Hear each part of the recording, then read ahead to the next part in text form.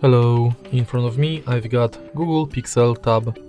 In this video I'll show you how to add internet speed indicator to status bar.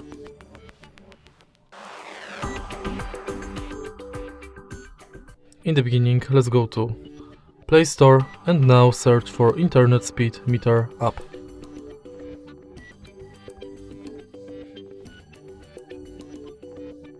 Install this app,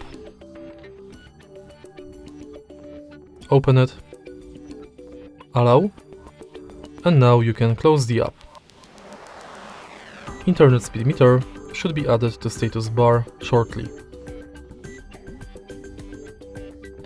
And that's basically it. If you find this video helpful, please leave like, comment and subscribe.